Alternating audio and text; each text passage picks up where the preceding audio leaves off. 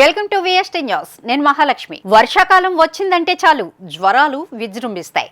ఈ కాలంలో దోమలు పెరుగుతుంటాయి. అయితే ఏడిస్ దోమలు కుట్టడం వల్ల డెంగ్యూ ఫీవర్ బారిన పడుతూ ఉంటారు. ఈ వ్యాధి వ్యాపించడానికి కారణం ఆడదోమలని అంటారు. దీన్ని అశ్రద్ధ చేస్తే మనిషి ప్రాణానికి కూడా ముప్పు వాటిల్లే అవకాశాలు కూడా ఎక్కువే. కాగా 2 తెలుగు రాష్ట్రాల్లో డెంగ్యూ ఫీవర్ కేసులు ఎక్కువగా నమోదవుతున్నాయి. డెంగ్యూ జ్వరం వస్తే ఏం చెయ్యాలి, ఈ వ్యాధి లక్షణాలు, చికిత్స, నివారణకి తీసుకోవాల్సిన చర్యల గురించి మనకు వివరించడానికి డాక్టర్ విజయ్ భాస్కర్ గారు ఉన్నారు. డెంగ్యూ ఫీవర్ అన్నది ఒక type of viral fever.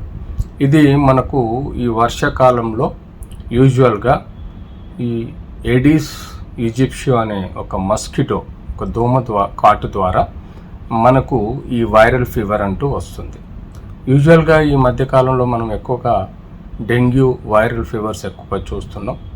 Severe 102, 103, 104 వరకు టెంపరేచర్, దాంతో ఒళ్ళంతా నొప్పులు, కడుపులో నొప్పి, కాళ్ళల్లో నొప్పి, జాయింట్స్లో పెయిన్స్, అంతేకాకుండా అనీజీగా ఉండడం, డిహైడ్రేషన్లో పోవడం, ఇలాంటి సిమ్టమ్స్ మనం ఎక్కువగా చూస్తూ ఉంటాం. అట్లాగే స్కిన్ మీద ర్యాష్ రావడం, కొన్ని సివియర్ కేసులలో బ్లీడింగ్ డిజార్డర్స్ అంటే నోట్లో కానీ ఇతరత్ర స్పేస్ ఏరియాస్లో బ్లీడింగ్ రావడం, అది తదనంతరం ప్లేట్లెట్స్ పూర్తిగా పడిపోతే చనిపోయే ఆస్కారాలు కూడా ఉంటాయి. మనకు కొన్ని ఇంపార్టెంట్ లక్షణాలు డెంగ్యూలో కనబడతాయి. యూజువల్గా హెడేక్ ఎక్కువగా ఉంటుంది, మజిల్ పెయిన్, కండరాల పెయిన్, బోన్ల పైన అంటే లెగ్స్లలో పెయిన్ వస్తూ ఉంటుంది, వామిటింగ్ సెన్సేషన్ కానీ వామిటింగ్ కానీ వస్తుంది, నాజియా అంటాం దాన్ని.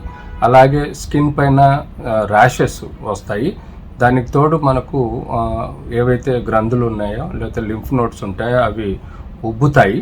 అంతేకాకుండా కంటి పొరలు అంటే మనకు ఈ కంటి చుట్టూ వెనకాల కొంత హెడేక్, పెయిన్ వచ్చే ఆస్కారం కూడా ఉంటుంది. డెంగ్యూ ఫీవర్లో వైరస్ ఎక్కువగా ఇమ్యూన్ సిస్టమ్ను ఎఫెక్ట్ చేస్తుంది కాబట్టి తద్వారా ఈ ప్లేట్లెట్ కౌంట్ని తక్కువ చేస్తుంది.